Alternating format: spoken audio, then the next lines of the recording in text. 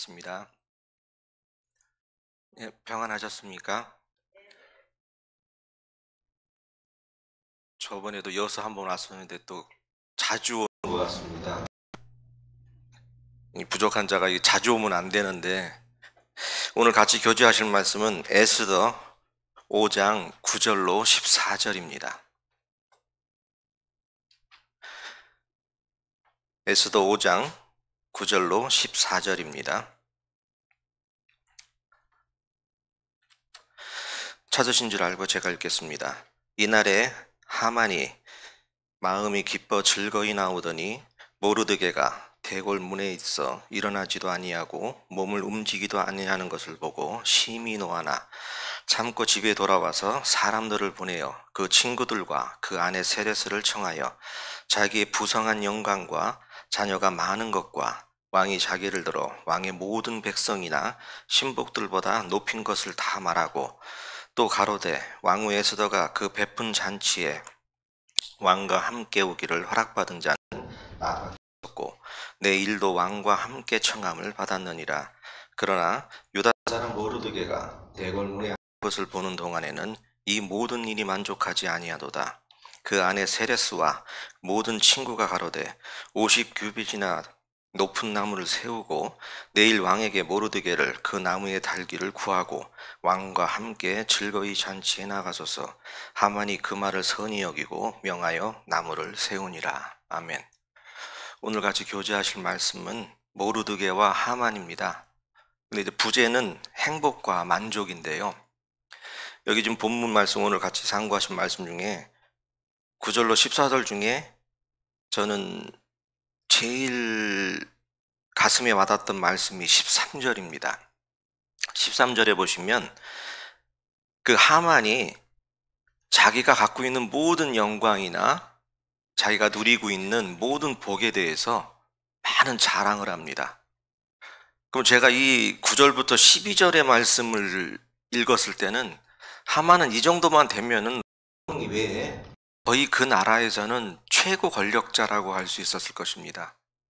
그런데 이 하만은 13절부터 이러한 불평을 나타내기 시작합니다. 그러나 하고 시작합니다. 그러니까 그러나라는 것은 앞에 어떠한 이유하고 그거에 대해서 부정적인 이야기를 하는 겁니다. 되는 이야기. 그러니까 내가 모든 명예와 받고 은혜를 받고 있지만 그러나 유대 모르드게가 대궐문에 앉은 것을 보는 동안에는 이 모든 일이 어떻게 한다고 했습니까? 만족하지 못한다고 합니다. 여기에서 많은 결정적인 실수를 하게 됩니다. 그러니까 저희도 모든 것을 하나님이 주신 은혜라고 알고 살고 있습니다. 저희에게 있는 기적은 다른 것이 아니라 두 발로 걸어와 이 자리에 앉아 하나님 말씀을 경청할 수 있으며 사랑하는 성도님들을 바라볼 수 있는 것 자체가 기적입니다. 그런데 그 이상의 것을 바라고 산다는 것이죠. 즉 모든 사람들은 행복하기를 원합니다. 그러니까 행복을 추구하고 삽니다. 그런데 2002년에 그 노벨 경제학상을 받은 이스라엘 출신의 그 심리학자가 있습니다. 인지심리학자라고 하는 그 다니엘 카네만이라고 하는 분이 있는데요. 이분이 쓴 그러니까 노벨상을 받은 그 논문에 무슨 내용이냐면 모든 사람은 행복을 구하나 대부분의 사람들은 행복을 구하지 않는다라고 되어 있습니다. 그러니까 말이 좀 이상하지요? 행복을 원하는데 행복을 추구하지는 않는데요.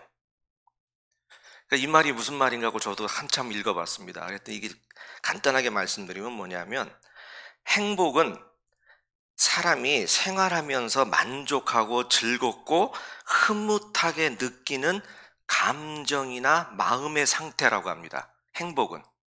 그러니까 행복은 영원히 지속될 수 있을까요? 일순간에 사라질 수도 있을까요? 사라질 수도 있다는 거예요. 그러니 내가 행복하기를 원하지만 이 행복을 영원히 추구할 수는 없다는 거예요. 왜냐하면 사람의 마음은 부패하고 심히 부패한 게 사람 마음이다 보니 그 순간순간 욕심이라는 게 생기죠. 욕심은 또 죄를 낳고 죄는 결국에 사망을 이루합니다. 그것처럼 제가 지금 아무리 행복하다고 생각해도 이것은 잠깐 지나간다는 이야기죠. 결국적으로 만족은 뭐냐면 마음이 흡족하거나 모자람이 없이 충분하고 넉넉한 상태랍니다.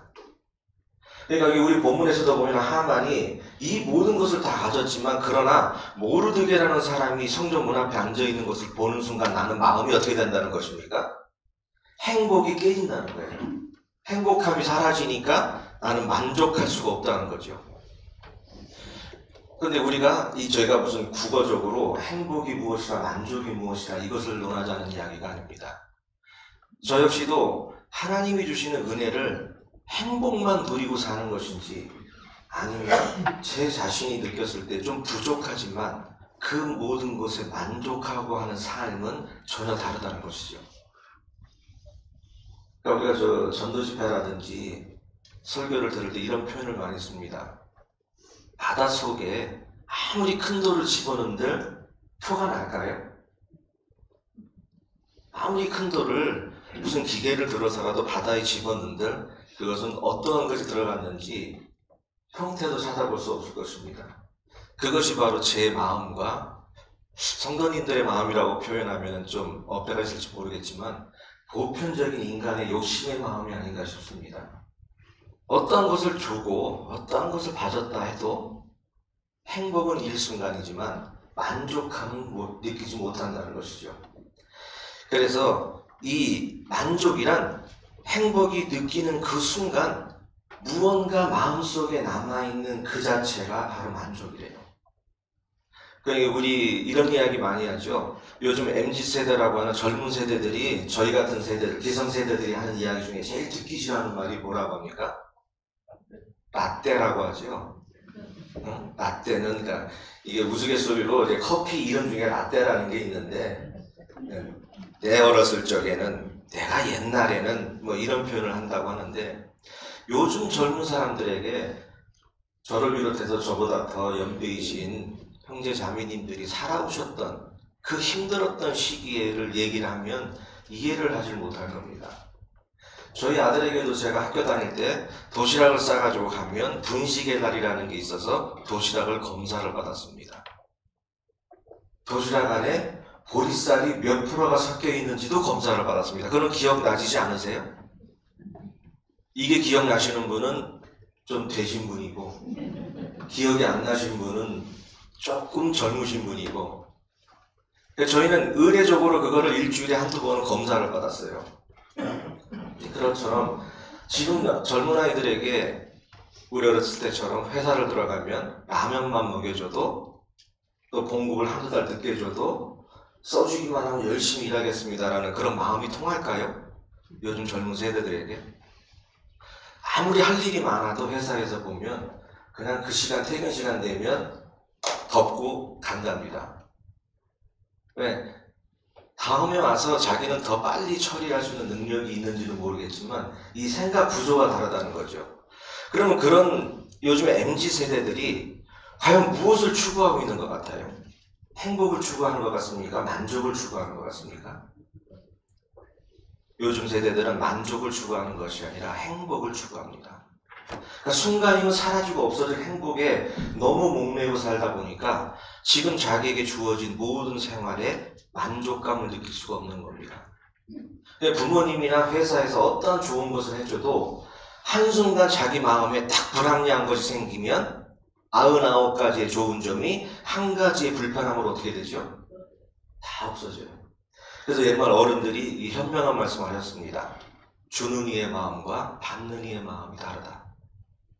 즉 주는 사람이 100%를 줬어도 받는 사람이 50%밖에 못 받았으면 그 주는 사람은 몇 프로 준 겁니까? 50%밖에 안 준 겁니다. 근데 주는 사람이 50%밖에 안 줬는데 받는 사람이 너무도 감사하게 100%를 받아들이면 저는 100%를 준 거예요. 이것이 만족입니다. 그러니까 행복을 추구하게 되면 우리가 성경 말씀 중에 우리에게 줄 수 있는 모든 마음의 평안과 안식을 주는 은혜의 말씀이 차고도 넘쳐도 그 말을 들으면 만족을 느낄까요? 못 느낄까요? 욥기서에 나오는 것처럼 나는 앞을 보나 뒤를 보나 좌우를 살피나 그분은 없다는 거죠. 그것이 제가 어려움을 당할 때나 환난을 당할 때 그럴 때 우리가 그런 말을 씁니다. 어려워 봐야 그 사람의 믿음이 봅니다. 바로 그 기준이 행복과 만족입니다. 내가 처해 있는 환경이 아무리 어렵고 힘들더라도 주님만 있으면 된다는 만족이 있다면 지금이 느껴지는 행복이 좀 모자라도 만족을 소멸시킬 수가 없습니다. 근데 만족이 부족하신 분들은 나의 이 바람과 같이 흔들리는 이 행복감에 내가 그리스도인이라는 자체의 만족마저도 잃어버릴 수 있다는 것이죠. 그리고 지금 받고 있는 구속이나 핍박 때문에 하나님께 앞으로 받을 의의 면류관이나 상급에 대한 것조차도 잊고 살 수 있다는 것입니다. 그것이 바로 배교가 될 수 있겠죠. 어째 성경 66권이라는 그 성경을 똑같은 성경을 보는데 진실되게 하나님을 섬기는 그리스도인들이 있는가 하면 우리 사대 복음서에도 나오죠. 바리새인들이라 하며 율법자들. 이런 자들이 왜 예수님께 책망을 당했을까요? 그분들이 하나님의 율법과 토라를 몰라서 그랬을까요? 아니 일반 백성들보다 더 잘 알았을 것입니다. 그러나 그분들은 무엇을 택했느냐 하면 영원한 천국에서 바라는 하나님께서 주시는 것에 만족하는 것이 아니라 이 세상 사람들에게 대우받고 자기의 명예나 자기의 위치만 따지는 행복감에 젖어산 겁니다. 바로 오늘 본문에 나오는 하만이 그랬습니다. 그럼 모르드게라는 분은 이제 대충 앞에 서론을 들으셨으니 모르드게는 행복감으로 살았을까요? 만족감으로 살았을까요? 예, 이제 완전히 구분이 됩니다. 만족하는 삶을 살았던 사람은 지금 모르드게는 에스더서의 성경을 읽어보게 되면 모르드게에 정확한 직업이 없습니다. 뭐라고 설명은 되어 있지는 않는데 미루어 짐작할 수 있는 것은 항상 성전 문 앞에 앉아 있었다는 거예요. 그러면 성전 문을 지키던 사람이었든지 그런 어떠한 직분을 맡고 있었지 않았는가 싶습니다. 그것처럼 그분은 항상 성전 문 앞에서 있지만 그리고 이스라엘 백성들이 하만의 꾀로 인해서 다 죽을 위기에 처해 있었지만 그분은 어떠한 불평불만이라기보다 에스더라는 사람을 통해서 하나님께 간구하며 그분의 은혜를 구하는 쪽을 택합니다. 저 같았으면 아마 포로 생활을 하고 있었다고 한다면 지금 이때가 페르시아에서 포로 생활을 하고 있을 때입니다. 그럼 무엇을 먼저 구했을까요? 우리가 인간적으로 우리 성경을 읽으니까 지성인처럼 하지 말고 진짜 우리 모든 고통을 함께 느끼는 인간의 입장으로 봤을 때 제가 지금 포로 생활에서 종생활을 하고 있습니다. 민족을 먼저 구할까요? 저부터 제 가족부터 구하는 것이 먼저일까요? 여기서 민족을 구하시는 분들은 일제시대 때 태어났으면 독립군을 되셨을 것이고 저같이 가족을 택하는 저는 매국노가 되겠죠. 그것처럼 이것이 어떠한 것을 먼저 선택하느냐가 중요한 것이 아니라 나의 마음속에 무엇을 추구하느냐에 따라서 행동과 생각이 달라진다는 것이죠. 즉 행동이 달라질 수 있는 것은 무엇이 먼저 바뀌어야죠? 생각과 마음이 바뀌어야 합니다. 근데 마음과 생각이 따로 노는 사람들이 있습니다. 그것을 의학적으로 다중인격자, 이중인격 뭐 이렇게 표현하지요. 특히 이제 우리는 어렸을 적이나 또 젊었을 청년 시절에 한두 번씩 즐겨 마셨던 술을 마셔보신 분들은 알지요. 술을 먹으면 보통 뭐가 되지요? 예. 그 소주의 좋은 10가지가 제가 다 기억은 못 하겠습니다만 그 인터넷 보니까 소주가 주는 저 10가지의 좋은 게 있더라고요. 그 중에 보면 뭐냐 하면 다른 기억을 못 하겠습니다만 그 중에 하나 포함되어 있는 게 뭐냐 하면 동물 체험을 할 수 있다는 겁니다.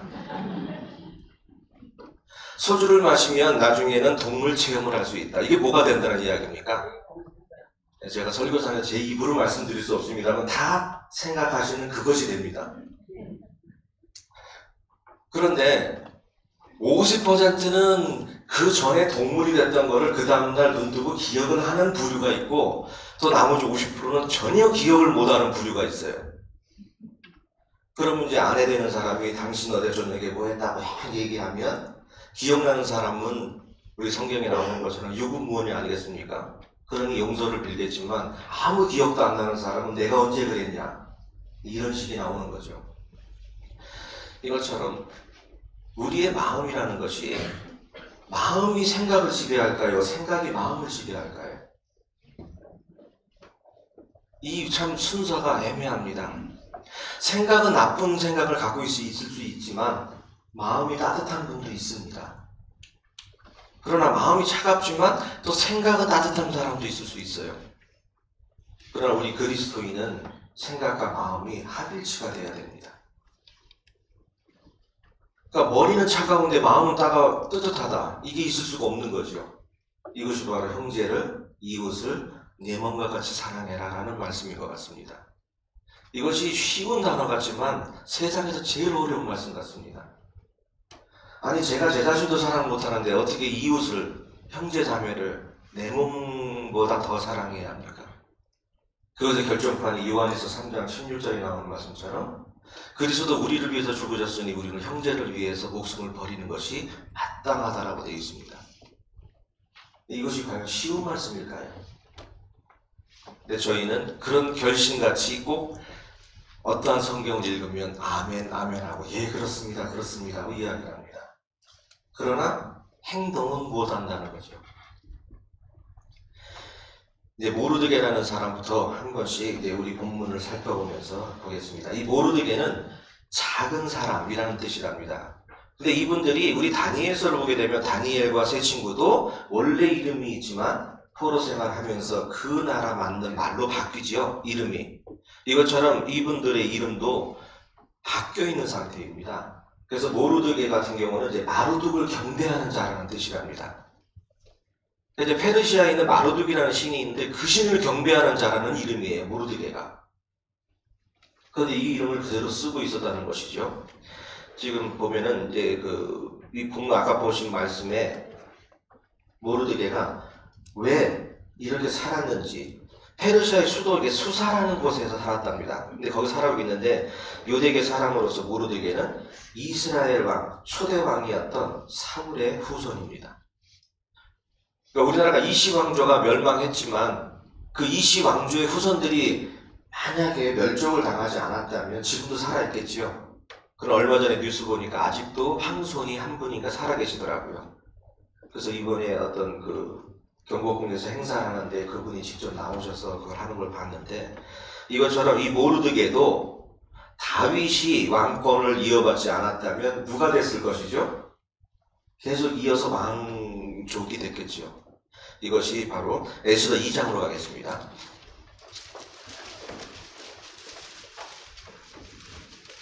에스더 2장 5절로 6절입니다.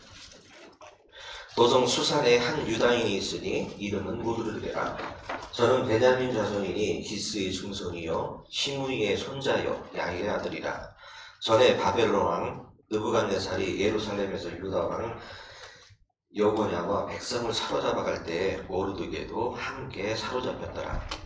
여기 보면 지금 이 에스더는 아하에스로라는 수에로라는 왕의 시대의 이야기인데, 이미 모르드게는 그 전에 바벨론 왕 느부갓네살 때 이미 잡혀왔었다는 이야기예요.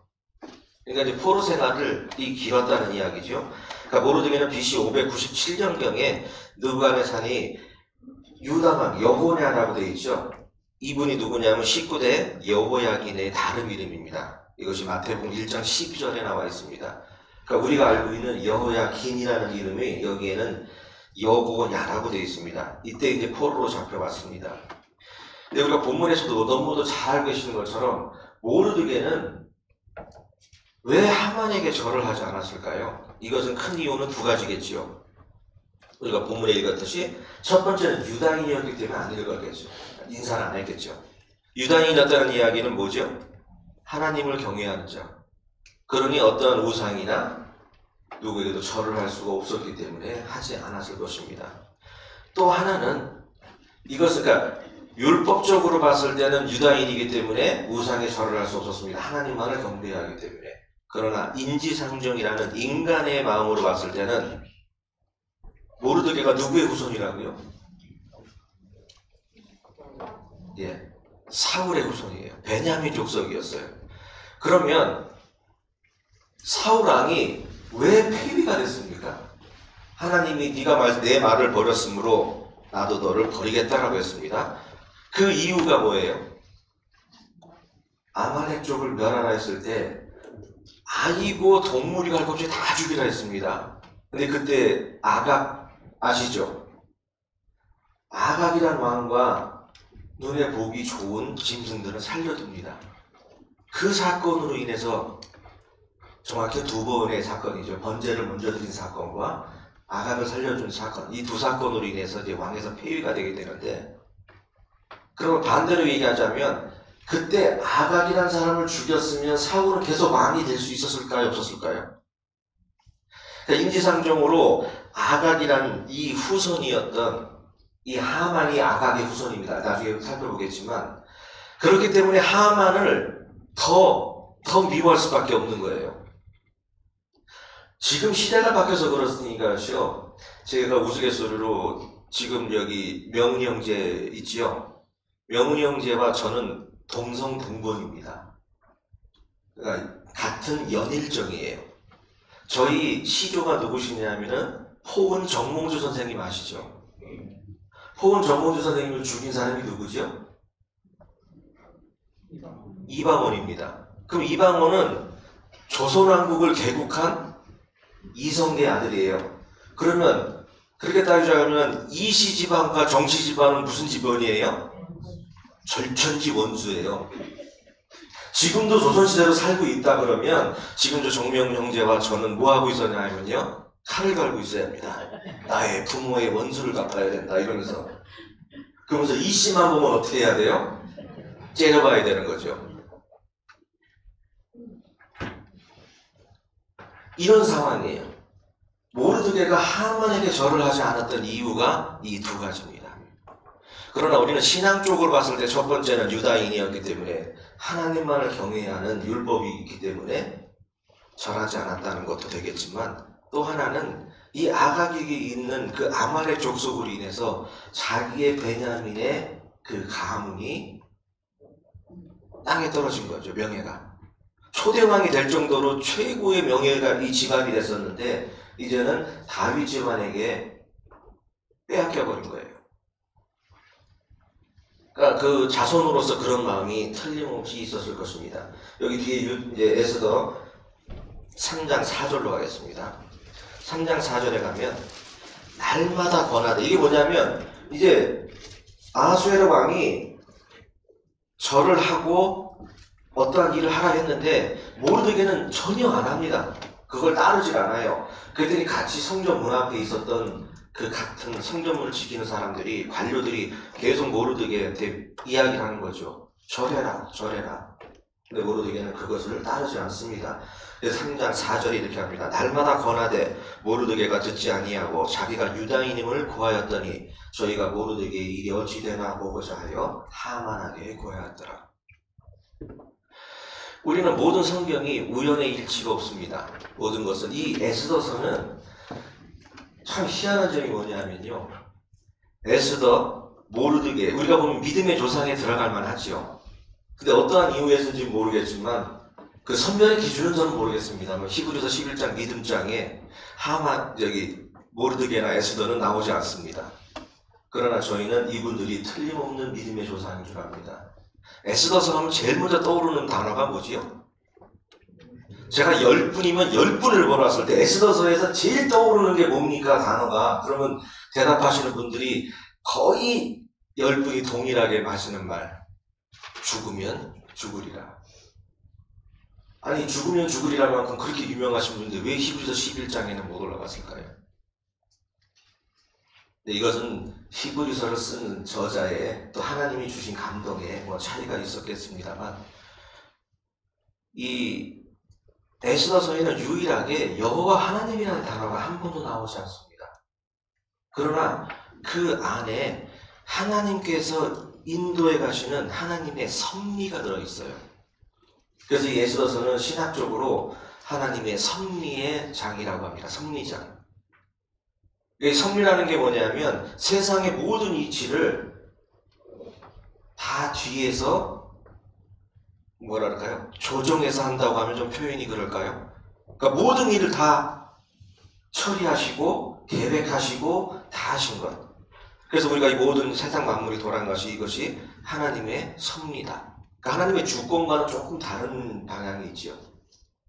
그것처럼 이 에스더서는 하나님의 섭리인데 이 부분이 말씀에도 보게 되면 모르드게가 자기네 족속이 멸을문지화에 당할 것을 알게 되고 이스라엘 민족이 에스더에게 가서 말을 할 때 여호와께 기도해라 구해라 이런 말을 하지 않습니다. 무조건 금식하고 기도하고 그러니까 에스더도 똑같이 금식하라 하는 것이지 단어상에 여호와께 기도했더라 이런 말은 없어요. 그러나 우리가 미루어 짐작할 때 이분들은 유다인이었고 그리스도인, 이때 당시는 그리스도인이 아니겠죠. 이 당시 하나님의 자녀였기 때문에 틀림없이 여호와 하나님께 빌었을 것이다 라는 것을 미루어 짐작할 뿐이지 성경의 문맥상에 어떠한 대상에게 정확히 하나님께 여호와께 빌었다라는 말씀은 없습니다. 그래도 그런 가운데서도 하나님은 이스라엘 민족을 사랑하셨기 때문에 구원하신다는 것이죠. 그런 말씀들이 들어있는 섭리라고 합니다. 이것은 아까 제가 말씀드린 것처럼 사무엘상 15장 22절 23절에 보면 아까 제가 말씀드린 것처럼 왕이 여호와의 말씀을 버렸으므로 여호와께서 왕을 버려 왕이 되지 못하게 하셨다. 이 마음도 틀림없이 모르드게의 마음속에는 있었을 것입니다. 지금도 이스라엘 백성들은 자신들이 여호와를 경외하지 않고 이방신과 우상을 섬긴 죄로 나라가 건 2000년 정도를 없어졌다가 다시 독립한 사건을 이스라엘 민족들이 다 기억하고 있을 것입니다. 저도 일제시대를 경험하지 않았습니다만 우리나라가 1945년 8월 15일 날 독립했다는 것을 저를 비롯해서 여기 앉아 계신 모든 성도님들은 다 알고 계실 것입니다. 그 독립이 저와는 무관하지만 제가 왜 그 독립과 무관하지 못할까요? 대한민국 국민이기 때문입니다. 이것처럼 우리가 왜 이제 하나님과 하나님이 하시는 섭리와 하나님이 갖고 계신 주관과 모든 뜻이 나와 여러 성도님들과 무관하지 않다는 것은 바로 우리가 하나님의 백성과 자녀가 되었기 때문이죠. 그렇기 때문에 우리는 그분의 말씀과 그분의 뜻에 순종할 수밖에 없는 것입니다. 그러니 말씀을 아는 것과 행동하는 것이 전혀 달라서는 안 된다는 것이죠. 그리스도를 아는 것과 그리스도를 믿는 것이 하나가 되어야 장성한 분량에 살아갈 수 있다는 말씀이 에베소서 4장에 기록되어 있습니다. 근데 우리가 에스더서에 나와 있는 이 모든 말씀을 통해서 에스더와 모르드게는 그렇게 살았어. 우리 일제시대 때 우리 조상들은 죽기를 무릅쓰며 자기 재산을 다 없애며 그렇게 독립을 위해 살았어. 그것이 저를 바꿀 수 없다는 것이죠. 제가 바꿔줄 수 있는, 제가 다른 새 사람이 될 수 있는 조건은 딱 하나입니다. 그것을 알므로 나의 행동이 바뀌는 것이죠. 그래서 애국이라는 것을 말로 애국할 수는 없지 않습니까? 축구선수가 우리가 한일전 하면 한국이 일본한테 지는 거 좋아하실 분 있으세요? 오죽하면 일본 사람에게 가위바위보도 저는 안 된다는 말이 있습니다.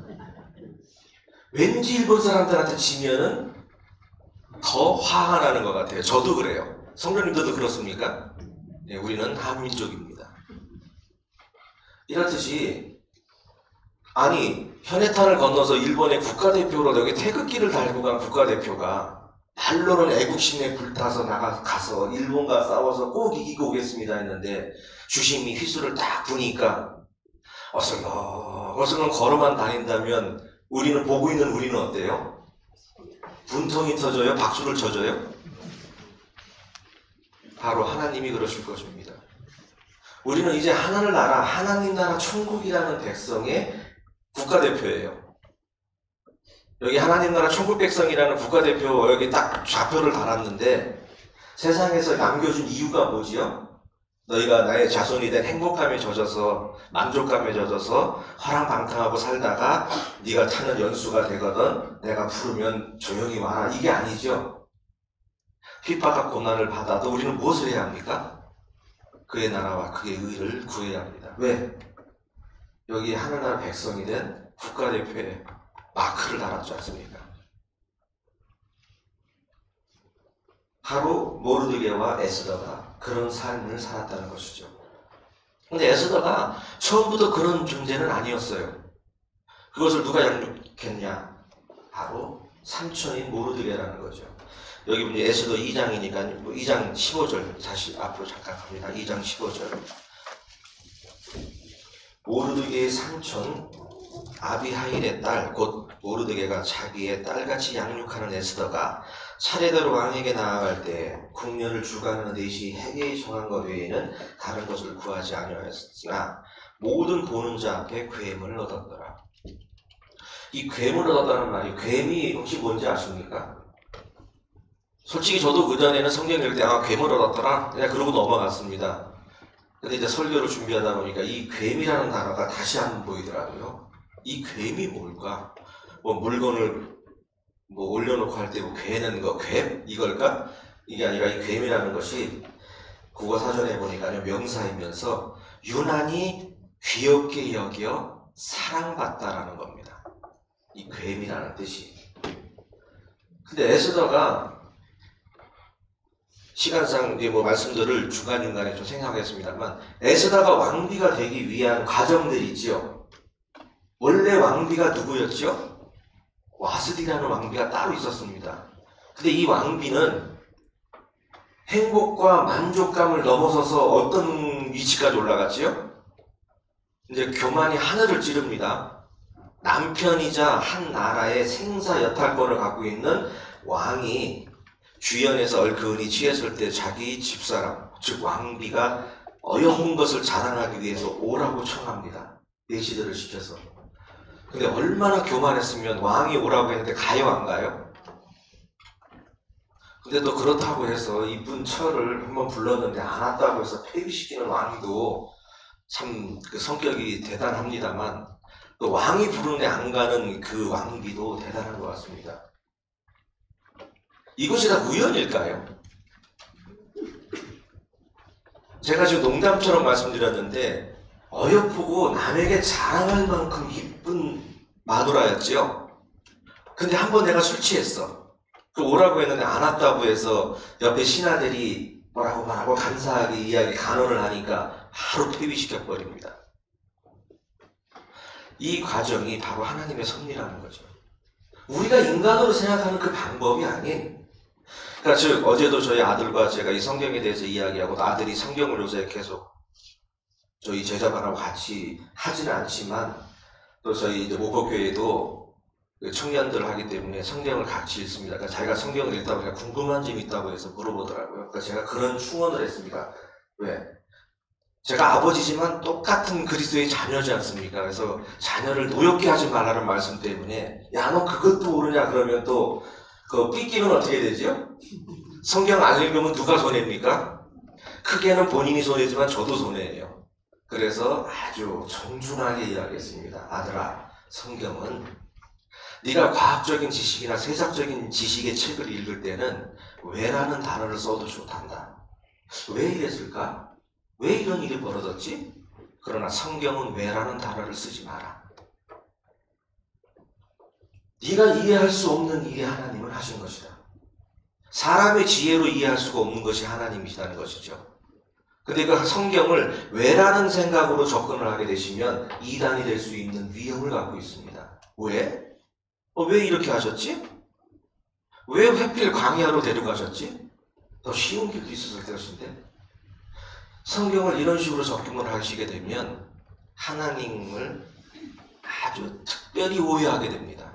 그래서 제가 아들에게 절대 성경을 읽을 때는 왜라는 단어를 쓰지 말고 무조건 아멘해라. 이해할 수 없으면 넘어가라. 그 다음에 생각나고 기억나게 하실 것이다.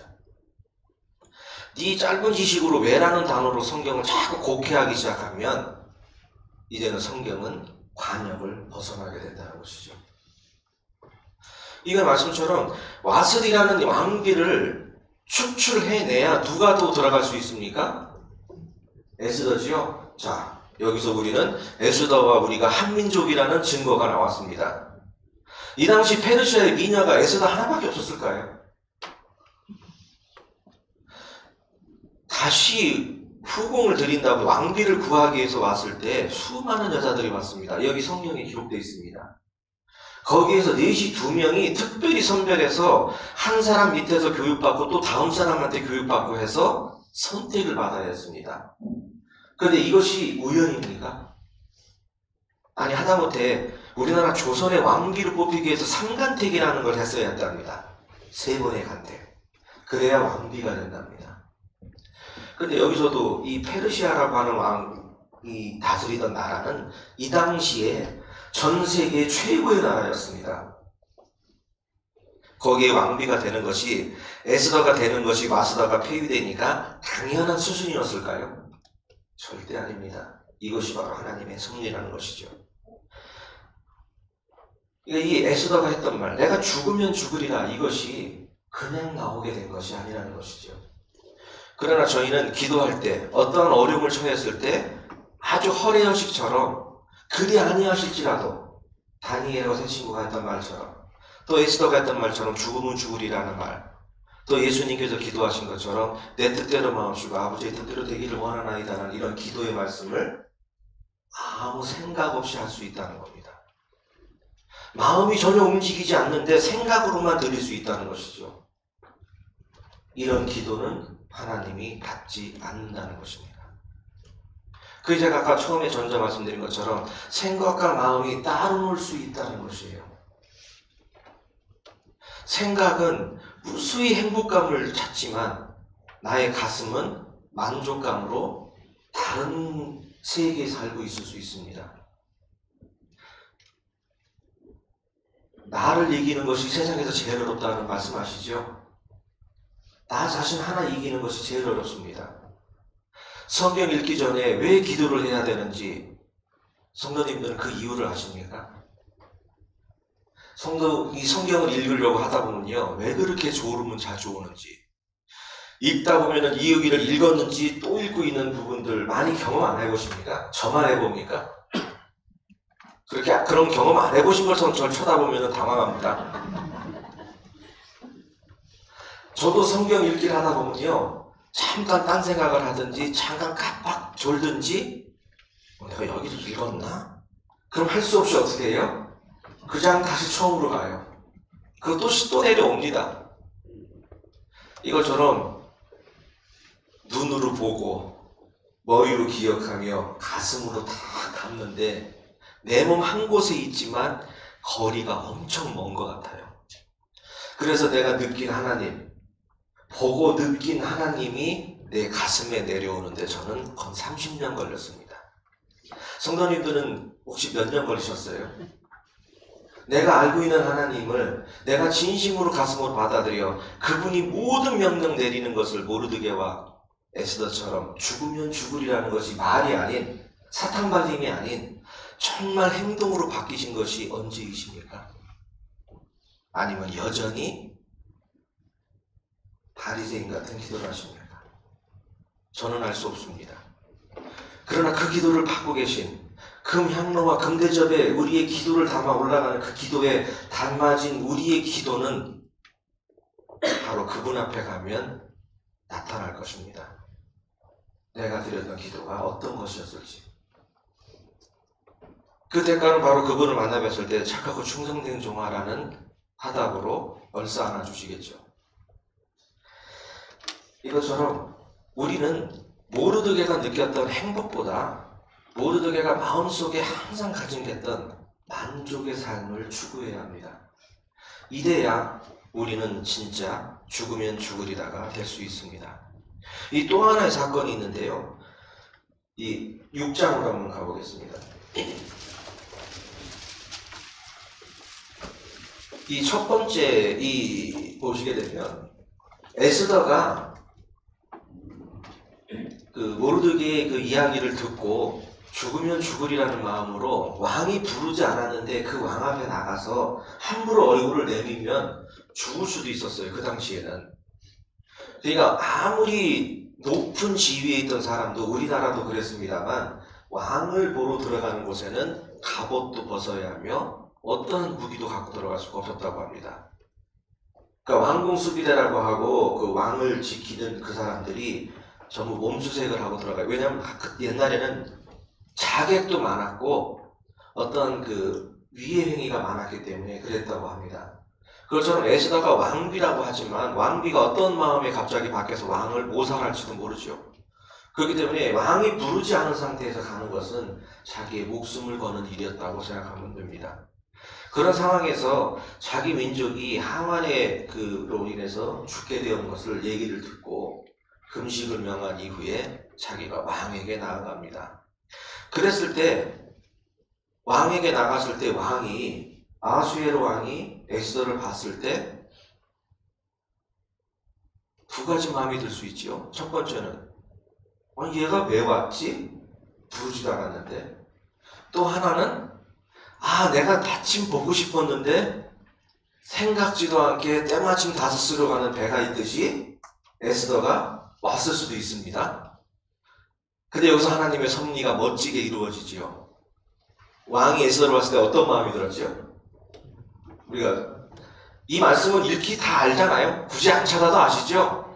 왕이 딱 봤는데 에스더가 얘가 왜 왔지가 아니라 너무도 아름답고 사랑스러워 보인 거예요. 그래서 뭐라고 얘기하죠? 네 소원이 뭐냐? 왜? 앞에 왔다는 이유는 뭔가 이야기라도 왔다고 생각한 거예요. 왕 입장에서. 네 소원이 뭐냐? 하고 묻습니다. 그러니까 에스더한테 그러죠. 네 소원이 뭐냐? 내가 내 왕국의 절반이라도 줄게. 저 같았으면 절반 달라고 그랬을 거예요. 그 자리에서. 그런데 그 나라나 차리고 말지 뭐. 모르드게 데리고 가서. 그렇죠? 근데 에스더는 여기서 하나님이 주시는 지혜로 잔치를 몇 번 배설합니까? 2번 합니다. 그런데 우리가 너무도 그냥 넘어갔을 수도 있고 또 이것이 진짜 하나님이 이러한 일을 준비하셨구나라고 보신 분들도 계실 거예요. 근데 잔치를 처음 배설했을 때 왕이 술이 좀 딱 취하니까 에스더가 나를 왜 불렀는지 궁금하잖아요. 이 잔치를 했는지. 아니 나를 만나러 왔으면 그날 네가 나한테 뭐 하고 싶은 말이 뭐냐, 원하는 게 뭐냐라고 물었을 때 대답했으면 되는데 아니 내가 이렇게 잔치를 할 테니 왕하고 궁궐에 좋은 신하가 하만밖에 없었을까요? 왕하고 하만만 오셔서 이렇게 청합니다. 그러니 왕이 그래 그럴 수도 있지. 첫 잔치를 가서 술을 좀 마시고 이제 권하게 되니까 그 생각이 난 거예요. 이 잔치를 왜 했지? 맞아. 에스더가 뭔가 나한테 원하는 게 있을 것 같아. 그래서 또 물어봅니다. 내가 무엇을 해주랴? 말하라. 내가 나라의 절반이라도 줄게. 이때 만약에 에스더가 얘기를 했다면 어땠을까요? 첫 번째 에스더가 뭐라고 얘기했죠? 왕이 그렇게 얘기했을 때 내일도 다음날 내일도 똑같이 오셔서 두 분이 그럼 내가 그때 말하리이다 이야기합니다. 이 하나님의 섭리가 얼마나 대단한가 한번 보실까요? 왕이 2번이죠. 처음에 찾아왔을 때 죽으면 주리라는 마음으로 찾아온 거. 그 다음에 첫 번째 잔치 배설했을 때 이렇게 2번이나 왕이 물어봤어요. 근데 에스더가 대답을 안 합니다. 그러니까 왕이 얼마나 이제 저거 했겠어요. 그러니까 왕이 뭐라고 했냐면은 알았어 그냥 술만 마시고 갔어요. 그 다음날 가기 전에 무슨 일이 벌어집니까? 평상시에 잠이 잘 오던 왕이 잠이 안 와요. 왜 잠이 안 왔을까 저는 생각했어요. 이것이 바로 뭐냐면 여기 앉아 계신 우리 형제님들 입장에서는 아마 좀 공감이 금방 가지 싶은데요. 집사람이 갑자기 여보 잠깐 나 좀 봐요. 그럼 어떤 마음이 드세요? 이 웃음소리가 나온다는 이유는 벌써 딱 감이 왔다는 겁니다. 난 아무 잘못도 안 한 것 같은데 집사람이 갑자기 아주 차분한 얼굴과 말투로 여보 잠깐 저 좀 봐요. 그럼 그때부터는 어떻게 해요? 등골에서 땀이 나요 안 나요? 식은땀이 납니다. 이건이 말 잘해야 되는데 무슨 말을 해야 되지? 무턱대고 내가 잘못했어. 그럼 뭐라 그래요? 여성분들은 올려놓겠는데 이제 그러면 남자들은 어버버버 하기 시작합니다. 이제 머리에 멘붕이 오는 거죠. 왜? 여성과 남성의 뇌 구조가 다르답니다. 남성은 아주 단순하대요. 그러니까 이거 잘 기억해 두도록 하십시오. 자매님들께서 형제님들에게 뭐 심부름 시키고 싶으시잖아요. 어디 급히 나가실 일이 있어. 그 세탁기를 돌릴 일이 생겼어. 그 남편에게 그 세탁기를 부탁할 때는 여보 세탁기 좀 돌려줘. 그러면 남편은 어떻게 할 것 같아요? 부인이 돌아왔는데도 안 돌릴 수 있어요. 그래놓고 왜 세탁기 안 돌렸어? 그럼 남편은 이렇게 이야기합니다. 나 이제 돌리려고 했어. 나 하려고 했어. 잔소리 하지 마. 이렇게 한대요. 왜? 단순한 동물이니까. 그런데 여자가 어떻게 명령을 내리면 이 남자라는 인간이 바뀌냐면요. 여보, 12시에 세탁기 돌려서 2시까지 꺼내서 3시에 널어줘요. 이러면 남자가 그걸 할 것 같아요? 안 할 것 같아요? 기가 막히게 한대요. 그니 여기서 이제 자매님들, 형제님들을 저거 하고 싶으시거든. 어떻게 한다? 정확히 명령을 하세요. 명령을. 저도 그렇지만 여기 앉아 계신 우리 형제님들, 우리 사모님들께서 애들러 얘기하는 게 듣기 좋아요? 경기가 일어날 것 같아요. 무슨 말인지를 모르겠어. 말의 초점과 본질을 모르겠어. 근데 뭔가를 잘못한 것 같아. 이게 아니라 정확하게 대화. 자, 에스더 5장 갑니다. 졸지 마시라고 이렇게 재밌는 얘기같이 합니다. 에스더 5장 6절에서 8절 가면은 이렇게 됩니다. 잔치에 술을 마실 때 왕이 에스더에게 이르되 그대의 소총이 무엇이니요? 곧 허락하겠노라. 그대의 요구가 무엇이뇨? 나라의 절반이라도 할지라도 시행하겠노라. 에스더가 대답하여 가로되 나의 소청, 나의 요구가 이러하니이다. 내가 만일 왕의 목전에서 은혜를 입었고 왕의 소청을 허락하시며 내 요구를 내 시행하기를 선히 여기시거든 내가 왕과 하만을 위하여 베푸는 잔치에 또 나오소서. 내일은 왕의 말씀대로 하리이다. 이러면 왕이 이제 어때요? 머리가 아플 것 같아요? 안 아플 것 같아요? 여기 지금 우리 소망의 형제님께서 말씀하십니다. 머리 아프.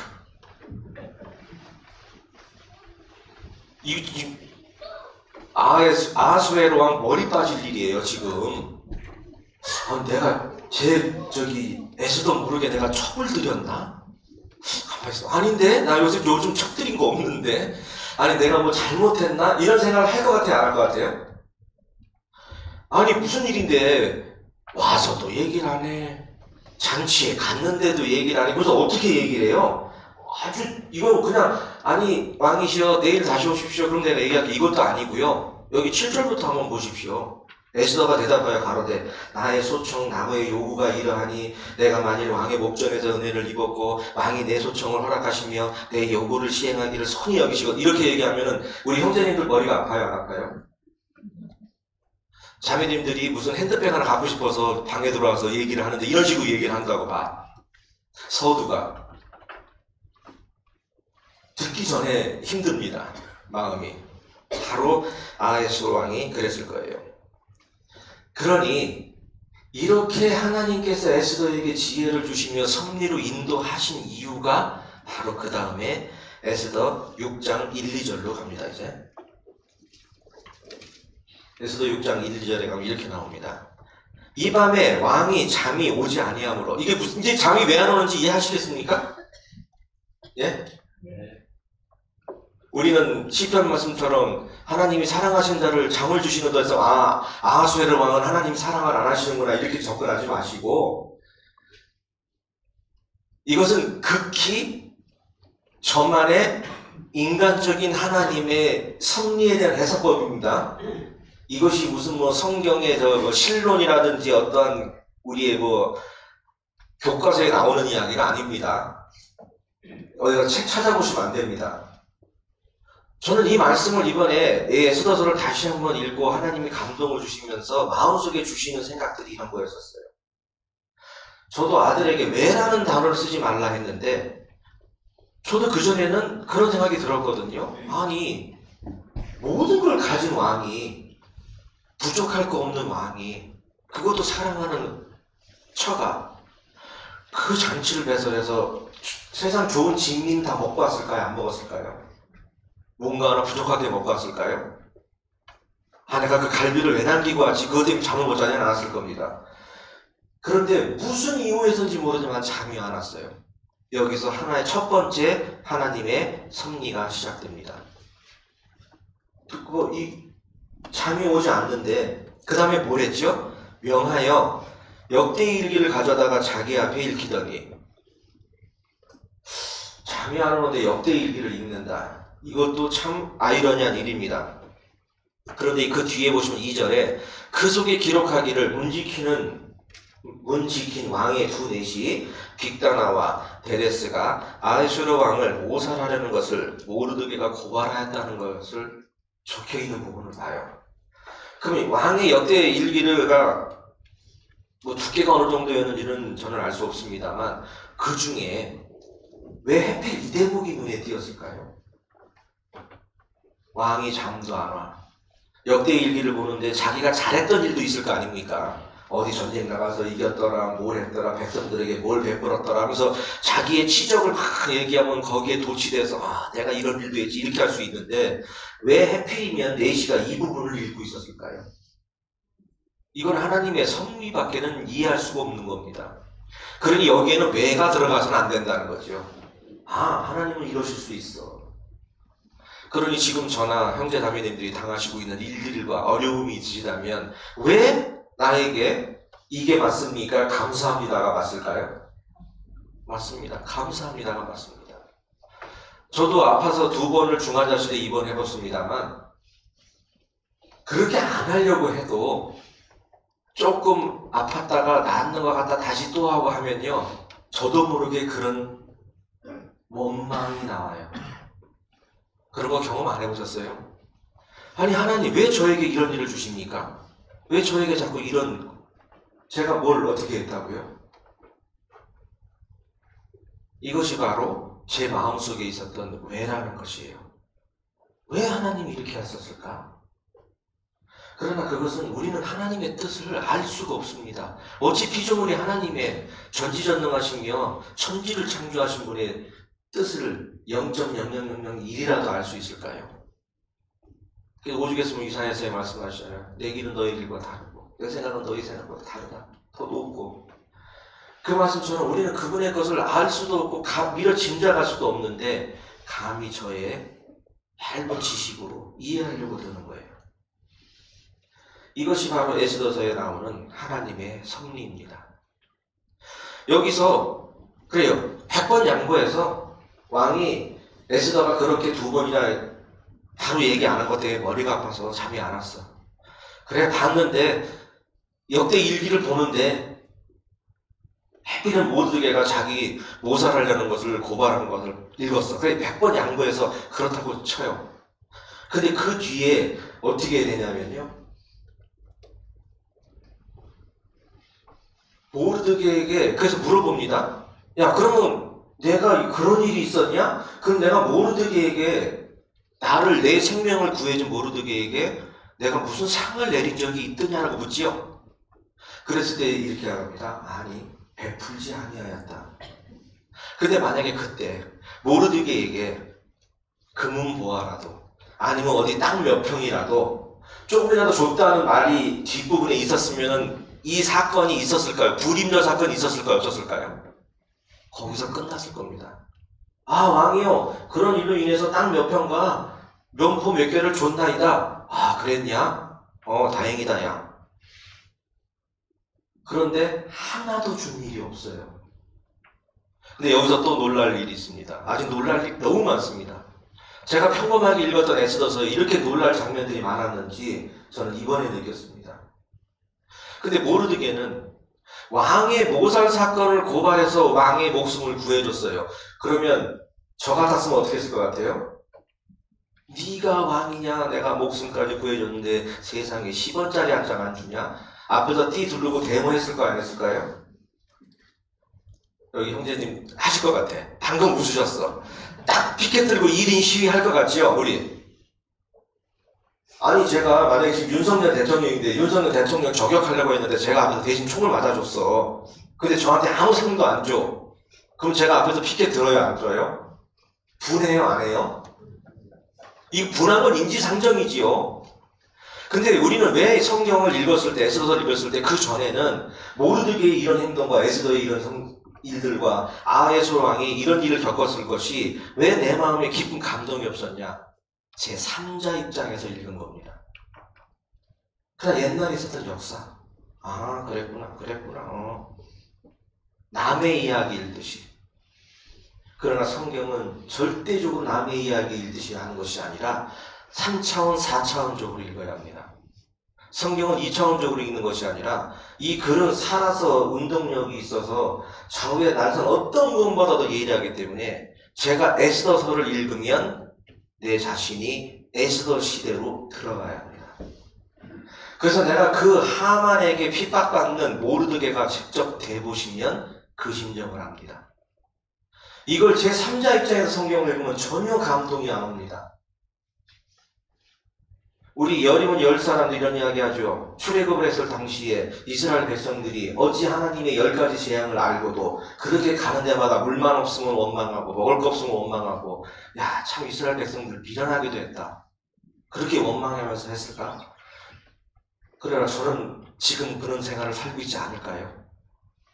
이스라엘 백성들과 똑같은 범죄를 짓고 있지 않을까요? 똑같이 원망합니다. 똑같이 하나님 말씀을 믿지 못합니다. 눈으로 보아도 믿지 못합니다. 그것이 성경에 나와 있는 이스라엘 백성들만 그렇게 살았던 것이 아니라 저 역시도 가슴에 와닿지 않는다면 똑같은 인생을 살고 있다는 것입니다. 그러니 모르드게가 그런 왕을 구해줬는데도 전혀 그거에 대해서 분했다거나 누구랑 좀 비슷하지요? 노예로 팔려가셨던 분 누구지요? 우리 요셉 할아버지도 감옥에 들어가도 그냥 그러고 사셨어요. 그것처럼 하나님의 진짜 섭리를 원하시고 하나님의 그 모든 것을 만족하시는 분들은 그렇게 살으셨다는 거죠. 그러니까 내가 왕을 구해줬는데도 거기에 대한 어떤 보답이 없었는데도 거기에 대해서 옆 사람에게라도 이야기를 한 번이라도 했다는 장면이 나오지 않는다는 겁니다.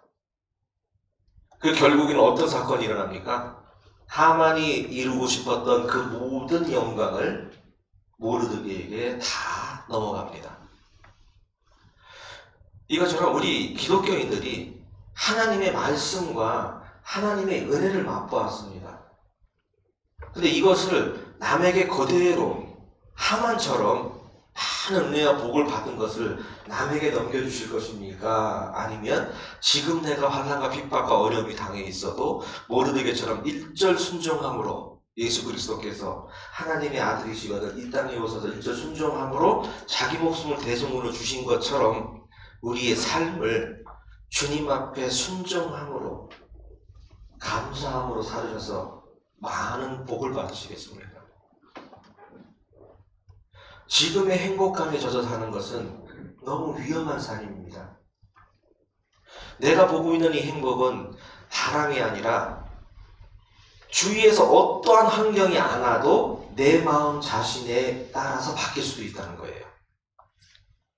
지금 제가 느끼고 있는 이 행복이 누가 저에게 그 행복감을 뺏어가고 저에게 나쁜 감정을 주서가 아니라 남은 아무 짓도 안 해도 제 마음이 변하면 어떻게 돼요? 제 마음이 변하면 지옥이 돼버려요. 갑자기 그렇게 이쁘게 보이고 그렇게 편하게 보였던 성도님도 옆에 가기가 싫고 부담스럽고 왜? 그분은 아무 짓도 안 했어. 누가 변했어요? 내가 변한 거예요. 제가 하만일 수도 있다는 겁니다. 바로 이곳에서. 내일부터 이 전도 집회가 있죠. 이 전도 집회 말씀이 우리가 지금 당장에 상급이 내려지진 않을 수 있습니다. 그러나 저희가 말씀을 전하려고 노력하며 세상 사람들과 가족과 친지들에게 전하는 이 말씀들이 씨가 되어서 언젠가 열매를 맺을 수 있다는 거예요. 지금 당장 이 자리에 와서 말씀을 듣고 내가 다니는 교회에 같이 출석하는 것만이 은혜는 아닙니다. 저희들이 변한 모습을 보십시오. 또 제가 기적적으로 그리스도인 된 것을 보면 제가 구원받은 지금 30년인데 구원받은 그때의 마음으로 지금 살고 있느냐? 아닙니다. 수억 번 바뀌었습니다. 마음이. 믿음의 실족도 해봤다가 또 살아도 나봤다가 죽어도 봤다가 이것처럼 어찌 이 자리에 와서 5일간 말씀 들은 사람이 하나님의 섭리를 다 할 수 있을까요? 그분의 주권을 어찌 다 깨달을 수 있을까요? 그리고 우리가 할 수 있는 건 뭐지요? 그분이 오고 안 오고에 내 행복이 깨져서 됩니까? 안 됩니까? 그러지 말라는 거예요. 그분이 오고 안 오고는 우리 에스더가 2번 잔치를 배설하는 것처럼 우리는 그냥 선만 행하면 그 아하수에로 왕이 에스더가 잔치를 하는데 말을 안 하잖아요. 그러니 공고함이 오듯이 우리는 선을 행하며 막 하는데 교회에 참석해달라고 이야기했습니다. 근데 그 강권을 거절했어. 그래도 저는 끊임없이 행복감을 넘어 그분을 바라보는 만족감으로 그분에게 사랑을 계속 베푼다면 그분의 마음이 범민이 와요, 안 와요? 아니 한두 번 했는데 안 왔다고 해서 그분을 그래 너는 구원 못 받았다 그리고 내던지면 안 된다는 겁니다. 그 바람에 날아가는 행복감에 젖지 말고 우리는 그분을 언젠가는 내 하나님의 자녀로 만들 것이라는 만족감. 그러며 끝까지 지치지 않고 선행을 할 때, 끝까지 지치지 않고 말씀을 전할 때 멸망받을 수밖에 없었던 이스라엘 백성들이 불임절이라는 사건을 통해서 모든 자를 다 원수를 갚는 장면들을 보게 됩니다. 제가 오늘 시간상 많이 말씀을 줄였습니다만 여기 이 에스더서라는 이 말씀들을 보게 되면 에스더와 우리 성경적으로 또 신학적으로 보면은 모르드게는 성령의 역할이며 하만은 적그리스도며 이런 부분들도 많습니다. 근데 우리 너무 그렇게 고차원적으로 하지 말고 그냥 나의 지금 마음과 나의 현실에 맞춰 봤을 때 과연 나는 하루에 몇 번씩 모르드게가 됐다가 하만이 되는가? 이걸 한번 생각해 보십시오. 아까도 제가 말씀드린 다중인격. 이거는 교회 와서 1시간 예배 보는 동안에 내가 계속 하만도 됐다가 모르드게도 됐다가 막 이게 되면 이거는 빨리 병원에 가셔서 상담을 받아보셔야 됩니다.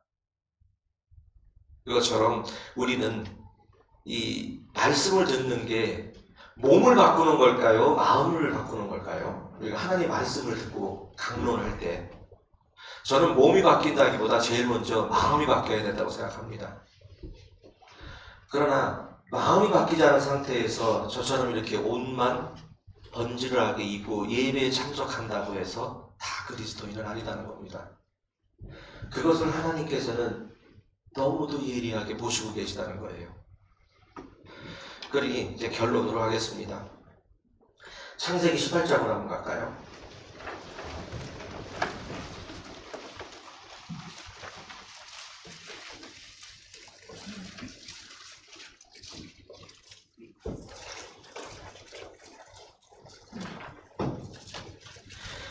창세기 18장 32절입니다.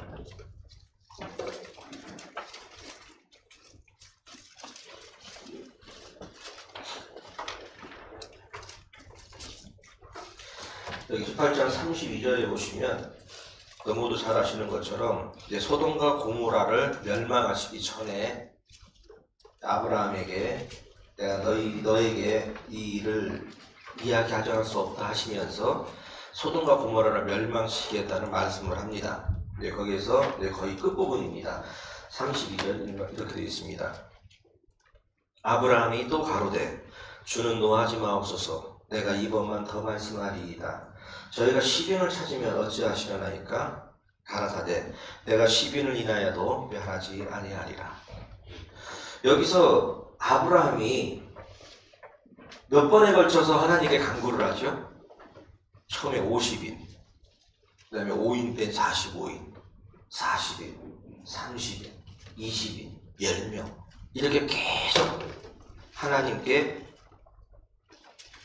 자기의 목숨까지 걸면서 간청을 합니다. 이렇게 이야기하죠. 주는 노하지 마옵소서 내가 이번만 더 말씀하리이다. 이러면서 드린 말씀이 뭐냐면 거기서 10인을 찾으면 어떻게 하시겠느냐 묻습니다. 그랬더니 하나님께서 내가 10인을 인하여 멸하지 아니하리라. 그러니까 즉 소돔과 고모라는 하나님께서 소돔과 고모라는 죄로 인해서 멸망하시겠다고 마음은 먹으셨지만 진짜 소돔과 고모라가 멸망한 이유는 뭐죠? 소돔과 고모라는 죄 때문에 멸망한 것이 아닙니다. 의인 10명이 없었기 때문에 멸망했던 겁니다. 여기 언약을 하셨고 약속을 하셨듯이 그 소돔과 고모라에 의인 10명이 있었다면 하나님께서는 거기를 멸하지 아니하셨을 거예요. 거기 아무리 악이 관영했어도 악인이 10명을 못 이기는 거죠. 하나님 보시기에는 10명 때문에 그 모든 악인을 용서하시겠다는 거예요. 그렇지만 우리가 너무도 잘 아시는 것처럼 니느웨가 멸망하는 것도 요나를 보냈지만 요나가 갔을 시절에는 회개했지요. 그러나 우리가 나훔서를 보게 되면 그 이후에 120년 후에 결국 니느웨는 멸망을 합니다. 왜? 진정한 회개가 없었으니까. 그때 뉘우치는 것은 일순간이었다는 거예요. 진짜 여호와 경외하는 것으로 완전히 바뀌었다면 니느웨도 멸망되지 아니었을 겁니다. 이것처럼 소돔과 고모라도 똑같아요. 그러니 하나님께서 저를 멸하고 안 하고는 제 마음이 계속 변할 겁니다. 그러나 결국적으로는 제가 의인이었을 때 하나님은 저를 의롭다 보시는 것이죠. 예수님의 보혈을 인침받은 제가 어찌 그분의 보혈을 값없이 여기며 십자가의 도를 현저히 욕보이겠습니까? 그러니 저는 죄에 거할 수 없는 것입니다. 그래서 성도 여러분들도 똑같습니다. 하나님의 섭리를 받으시는데 우리 이왕이면은 좋은 거 받고 싶잖아요. 그렇죠? 나쁜 거 받고 싶은 분은 없을 겁니다. 똑같은 섭리인데 이것처럼 이 아브라함이 하나님께서 작정하시고 멸망하겠다는 소돔과 고모라에서 이 강구했던 이 장면 50부터 10명까지의 몇 편에 걸쳐서 했던 이 강구는 아브라함의 자신의 행복도 아니고 자신의 만족을 위해서 했던 것도 아닙니다. 누구 때문에 이렇게 한 것이죠? 하나님의 이름입니다. 이스라엘 백성들을 출애굽에서 데리고 나올 때 출애굽했던 백성들이 자꾸 원망하고 멸망하고 어쩌고저쩌고 막 하니까 하나님이 뭐라고 하시죠? 모세에게 내가 이 자손을 싹 죽이고 내가 너로 다시 시작할게. 이렇게 할 때마다 모세가 어떻게 간구드리지요? 여호와가 능히 없어서 저들 구원해놨다가 여기서 힘이 없으니까 여기서 싹 죽였다. 그러니까 여호와의 이름이 망령되 일컬어질까? 결국에는 여호와의 이름, 더럽혀진 여호와의 이름 때문에 하나님께서는 참으십니다. 이것처럼 아브라함도 물론 소돔과 고모라가 미울 수도 있습니다. 그러나 그 소돔과 고모라에 멸망당하는 것을 원치 않고 했던 것은 자신이 거기가 멸망당하지 않는다고 내가 행복해지고 만족해지는 게 아니라는 것이죠. 그러니 우리 그리스도인들은 나의 행복과 만족이 중요한 것이 아니라 무엇이 먼저 중요하다? 우리 말씀에 있는 것처럼 그의 나라와 그의 의의가 먼저입니다. 그 전도는 내가 기분 좋다고 하고 기분 나쁘다고 안 하고 이게 아닙니다. 그분이 내 말을 들어서 이곳에 왔다고 해서 제가 기분 나빠서 그 다음에 만났을 때 조금 서먹하고 거리를 두고 하는 것이 아니라 더 가깝게 가십시오. 그것은 나의 행복과 만족이 아니라 장차 저는 많은 면류관을 받을 것이며 그분은 나중에 그분을 구원시켜주는 형제자매님들을 업고 다닐 겁니다. 오지 나를 이렇게 좋은 곳에 소개해 줬느냐. 그러나 그렇게 하기 위해서는 저희가 먼저 잘 살아야죠. 그것을 증명하는 자리가 내일부터 시작될 것입니다. 제가 목포에서 소식 듣기로 한 열흘 정도 새벽기도 하셨다고 들었습니다. 맞습니까? 열흘이 더 넘었는가요? 그 새벽기도하는 그 마음이 형제 자매님들의 개인의 행복과 만족을 위해 하셨습니까? 아닐 것입니다. 물론 내 만족도 있고 행복도 있을 수는 있습니다만 그게 중요한 게 아니라 누구의 행복과 만족을 더 먼저 구하셨어요? 하나님이죠. 그리고 우리는 어떠한 상황에서도 여기 나오는 에스더와 모르드게처럼 하만이 했던 자신의 행복과 만족, 거기에 만족하지 못한 삶으로 인해서 자기가 멸망받는 그것이 아니라 우리는 이곳에서 내가 봐도 못난 것 같고 다른 형제자매보다 조금 못한 은혜를 받고 사는 것 같아도 만족하는 삶을 살면 저는 만족할까요? 안 할까요? 전에도 한번 그런 말씀 드렸는지 모르겠습니다만